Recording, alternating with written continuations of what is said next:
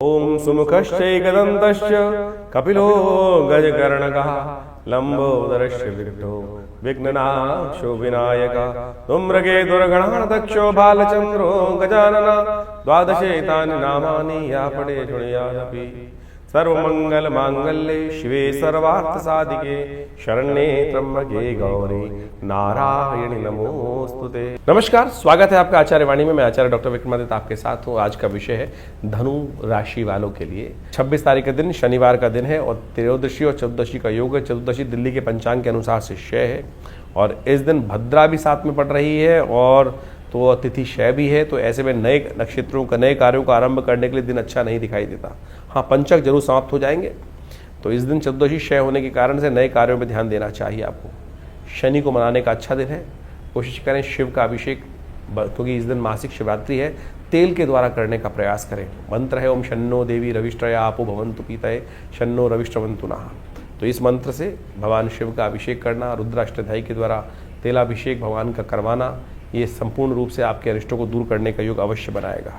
27 तारीख रविवार का दिन अमावस्या तिथि इस दिन विद्यमान है और ऐसे में ग्रह नक्षत्रों के दृष्टिकोण से यदि हम समझें तो आपके लिए परिवर्तन का समय बनता दिखाई दे रहा है और ये परिवर्तन आपके लिए विजय का योग बनाता दिखाई दे रहा है। जो पंचग्रही योग बनाता फिर चतुर्ग्रही बन गया है और चंद्रमा परिवर्तित कर आपके लिए शुभ योग बनाता दिखाई दे रहा है। यह आपके कई कार्यों में विजय के रास्ते उत्पन्न कर सकता है। कई कार्यों में आपके लिए जो विघ्न उपस्थित करने का लोग प्रयास करेंगे वो सब एक साइड होकर आपके लिए विजय का योग बनाता दिखाई दे रहा है। इस दिन सूर्य जो है वो भरणी नक्षत्र में प्रवेश कर रहे हैं, शुक्र के नक्षत्र में प्रवेश कर रहे हैं, जो आपके लिए बड़ा अच्छा है। सूर्य पंचम भाव में चंद्रमा के साथ विराजमान होकर शुक्र के नक्षत्र में प्रवेश करना कहीं ना कहीं आपके लिए नए संपर्कों को साधने के योग बनाएगा। बुध महाराज भी जिस प्रकार से रेवती नक्षत्र में प्रवेश कर रहे हैं, अपने नक्षत्र में प्रवेश कर रहे हैं, उनसे चीज़ों को ऑर्गेनाइज करने में आपको रास्ता बनता दिखाई देगा।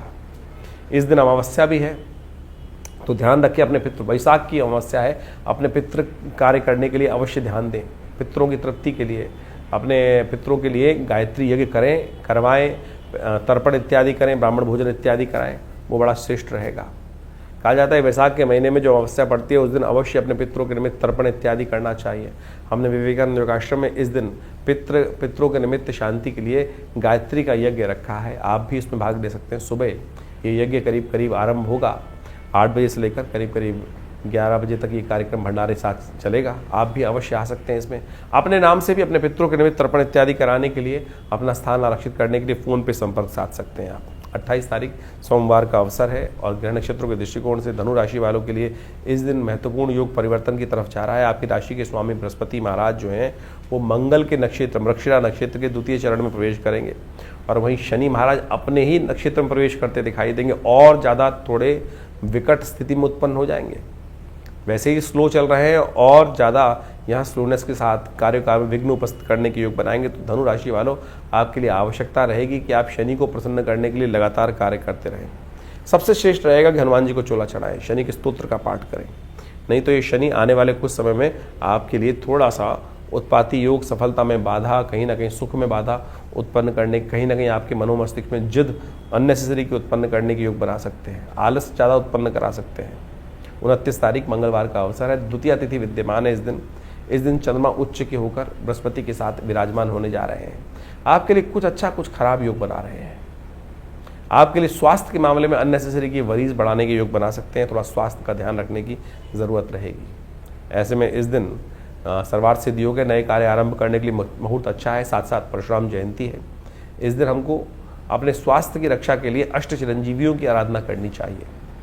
अश्वत्थामा बलिर्व्यासो हनुमानश्च विभीषण, अष्ट चिरंजीवी के अंदर परशुराम जी भी आते हैं और वो कहा गया अष्ट चिरंजीवी कौन कौन से हैं? अश्वत्थामा, महाराज बलि, व्यास, विभीषण इत्यादि। और अश्वत्थामा बलिर्व्यास हनुमानश्च विभीषण, हनुमान जी, परशुराम जी, ये सब लोग अष्ट चिरंजीवी के अंतर्गत आते हैं। इनकी सुंदर रूप से आराधना करने से कहा जाता है कि स्वास्थ्य संबंधी समस्याओं को दूर करने का रास्ता बनता है। इस दिन ब्राह्मणों को भोजन कराएं, गरीबों को भोजन कराएं और ब्राह्मणों की पूजा करें, उनका आशीर्वाद दें, पीले वस्त्र दान करें। ये समस्त कार्य अवश्य करने का प्रयास करना चाहिए। ये परशुराम जयंती मंगलवार के दिन पड़ रही है तो सुंदर योग है। तो इसलिए अवश्य इस दिन अपने आयु की रक्षा करने के लिए अवश्य ये सब उपाय करने चाहिए। 30 तारीख का दिन विशेष तौर पर बुधवार का दिन है और साथ साथ तृतीया तिथि विद्यमान है इस दिन अक्षय तृतीया का योग बन रहा है, अक्षय फल प्राप्ति का योग है इस दिन। ग्रह नक्षत्रों के दृष्टिकोण से देखिए, उच्च के चंद्रमा आपके राशि की बृहस्पति के साथ विराजमान होकर लाभ का योग बनाते दिखाई दे रहे हैं। यदि स्वास्थ्य को ध्यान रख लिया आपने, स्वास्थ्य के संबंधी ठीक उपाय कर लिए, तो आपके लिए अच्छे योग रहेंगे, लाभ के योग बनते दिखाई देंगे। नए कार्य आरंभ करने के लिए अच्छा मुहूर्त बनता दिखाई दे रहा है। इस प्रकार से आपने ग्रहों का खेल दिन पर दिन किस प्रकार का रहेगा वो समझने का प्रयास किया। देखिए, ये ग्रहों का जो खेल है वो विशेष तौर पर हर रोज परिवर्तन के साथ आगे बढ़ता रहता है जीवन। लेकिन इस समय जो चतुर्ग्रही योग बना हुआ है वह पूरे अप्रैल के अंदर जिस प्रकार चलने वाला है, वो कहीं ना कहीं इस समय ग्रहों की युति को शुभ नहीं करता। और ये चतुर्ग्रही योग जो है वो कई बार जब भी जन्मपथ विशेष तौर पर गोचर में बनता है तो वो संसार के अंदर कुछ ना कुछ अशांति, चाहे वो प्राकृतिक आपदाओं को उत्पन्न करने के योग बनाता है या विश्व में अशांति का वातावरण बनाता है। जनमानस में अशांति की तरफ प्रवृत्त करने के लिए बहुत सारे उपद्रवी तत्व जो हैं वो प्रेरित करते रहते हैं लोगों को अपने स्वांता सुखाई। संसार में लोग अपने स्वार्थ के लिए पता नहीं कहाँ कहाँ किस किस प्रकार से किन किन के जीवन को बर्बाद करने का प्रयास करते हैं, और ये आज से नहीं अनादिकाल चलता रहा है। और इन्हीं सब चीज़ों को समझकर ज्योतिष के आचार्यों ने इन योगों को समझते हुए इन चीज़ों को लिखा, बताया कि किस प्रकार का योग चल रहा है। जैसे आप देख रहे हैं कि इस वक्त आपके राशि के दृष्टिकोण से हमने दिन पर दिन किस प्रकार का योग था वो तो समझाए, लेकिन ये भी समझने की आवश्यकता है कि विश्व के दृष्टिकोण से जो इस वक्त ग्रहों का योग है, चाहे वो शनि महाराज है, शुक्र है और राहु इत्यादि हैं, और साथ साथ बुध इत्यादि, इन चारों ग्रहों की युति जिस प्रकार से ग्रहों की बनी हुई है वो विश्व को कहीं ना कहीं अशांत करती है और ये प्राकृतिक आपदाओं को भी लाती है, भूकंप इत्यादि। अभी आपने देखा कुछ दिन पहले भयावह भूकंप की कई बार स्थिति बनी, वो ग्रहण के कारण तो थी, लेकिन और भी बहुत सारे कारण बनते रहते हैं। और ऐसे में अभी इसका प्रभाव कुछ दिन रहने वाला है और अगले महीने मई में जाकर कई ग्रहों का परिवर्तन का योग बनेगा, चाहे वो बृहस्पति हो, चाहे वो राहु ग्रह हो, और बहुत सारे ग्रह भी परिवर्तन की तरफ जाने का योग बनाएंगे। और इस वक्त जैसे आप समझे मंगल ग्रह भी अपने सबसे कमजोर स्थिति में चल रहा है, तो ऐसे में दुस्साहस के योग भी बनते दिखाई दे रहे हैं। इसके साथ साथ देखिए, अभी जो विश्व के दृष्टिकोण से हम समझें तो अगर आप ग्रहों के योग को देखें तो वो ऐसा दिखाई देता है कि विश्व में दृष्टिकोण से जो सूर्य राजा बनकर इस बार आए हैं, मंत्री पद भी उनके पास है, तो इसके कारण से विश्व में गर्मी का भयावह प्रभाव देखने को मिलता दिखाई देगा। और गर्मी के भयावह प्रभाव के कारण से अग्निकांड, विस्फोटक योग, ये सब भी कहीं ना कहीं परेशान कर सकते हैं। तो हमको अपने जीवन को सही चलाने के लिए अपने ग्रहों को सही रूप से समझते हुए उपाय करने का प्रयास यथाउचित भाव से करना चाहिए। कई लोग विशेष तौर पर अपने ग्रहों को समझकर परेशान हो जाते हैं और कई बार गलत रास्ते पे चल देते हैं। देखिए, शास्त्र में तो सिद्धांत के तौर पे ग्रहों का उपचार बताया गया है। उपचार बड़ा सीधा साधा है, परमात्मा की आराधना करना और सबसे पहले समय को पहचानना कि समय क्या करवाने जा रहा है हमसे, हम किस प्रकार से अपने आप को रोक सकते हैं। यही सही दिशा निर्देश, सही गुरु का वाक्य, सही आशीर्वाद मिल जाए तो क्या होता है कि हम गलत तरफ जाने से बच जाते हैं। नहीं तो जीवन है, चलना है, ये धरा तो गोल ही है, चाहे इधर से जाओ चाहे इधर से जाओ, लेकिन सदगुरु की प्रेरणा होगी तो जो दिशा हमारे लिए उपयुक्त होगी वो हमको प्राप्त हो जाएगी। सही दिशा में हम कार्य करने शुरू कर देंगे, और नहीं तो फिर संसार में गोल चक्र तो है ही, एक लंबा रास्ता एक छोटा रास्ता है। तो इसलिए यदि अनुभव का लाभ लेते हुए हम जीवन में अपने सही मार्ग पर चलने का प्रयास करेंगे तो बहुत अच्छे से जीवन को बहुत बढ़िया तरीके से आगे बढ़ने का रास्ता बना सकते हैं। लेकिन लोभ एक ऐसी चीज है, और तो और साथ साथ हम अहंकारवश, लोभवश, मोहवश कई बार अपने जीवन को कष्ट में डाल देते हैं। देखिए, पुरानी कहावत है, आए थे हरि भजन को ओटन लगे कपास। हम लोक को सुधारने का प्रयास करें या परलोक को सुधारने का प्रयास करें तो इस बात को समझे, एक ही सुधरेगा। और हरी कृपा ऐसी है कि भगवान का यदि स्तमन करे तो लोक भी सुधर सकता है, परलोक भी सुधर सकता है। लेकिन संसार के माया के प्रपंच से अपने आप को दूर करते हुए कार्य करने का प्रयास करें। अभी आने वाले समय में बहुत सारे सुंदर उत्सव पड़ने वाले हैं। इन सब उत्सवों को हमारी भारतीय संस्कृति में हमारे ऋषि मुनियों ने सनातन पद्धति में हर रोज कोई उत्सव का सृजन किया। कारण क्या था? कारण यही था कि मनोमस्तिष्क फालतू के कामों से लगकर हटकर उस परमात्मा की स्तवन में अपने आप को लगा ले। तो वो क्या होता है कि बहुत सारे गलत रास्तों से व्यक्ति बच जाता है और कष्ट से भोगने से बच जाता है। लेकिन हमारे जीवन में जो कर्म का क्षेत्र है वो हर क्षण कुछ न कुछ कर्म की तरफ हमको प्रेरित कर रहा है। कोशिशें करें, सदकर्म की तरफ प्रेरित करने का प्रयास करें, अपने आप को, लोगों को नहीं तो क्या होता है कि गलत कर्म की तरफ प्रेरित करोगे। कई बार हम अपने आश्रम में लोगों के जो यज्ञ इत्यादि होते हैं उसके बारे में बता देते हैं, तो कई लोग इस प्रकार से बोल देते हैं कि भैया आचार्य जी आश्रम का ऐड कर रहे हैं। देखो, ऐड करने की हमें ना तो कोई ज़रूरत, अगर यज्ञ इत्यादि आश्रम पे हो रहे हैं तो बताना चाहिए, लोगों को प्रेरित करना चाहिए। एक शराबी है, वो लोगों को प्रेरित करता है, आओ शराब के पार्टी में बैठो, और जुआ खेलने वाले कहते हैं जुए में खेलने का प्रयास करो। अगर हम सदकर्म कर रहे हैं और सदकर्म के बारे में लोगों को बता रहे हैं तो ये एडवर्टीजमेंट नहीं है, गलत की तरफ नहीं ले जा रहे। तो अगर आपको कई लोगों को, और आप एक बात और समझ लें कि आपके जीवन में हम कैसे समझें कि हम धर्म, हमारे अंदर अभी धर्म का उदय हो रहा है या अंत हो रहा है। धर्म की बात सुनकर यदि किसी व्यक्ति को कहीं ना कहीं मन में क्रोध आने लगे, गुस्सा आने लगे, तो समझ लो कहीं ना कहीं पाप प्रवृत्ति अभी जीवन में कहीं ना कहीं परेशान करने के आगे योग बना रही है। तो इसलिए अपनी भावना को पवित्र रखें।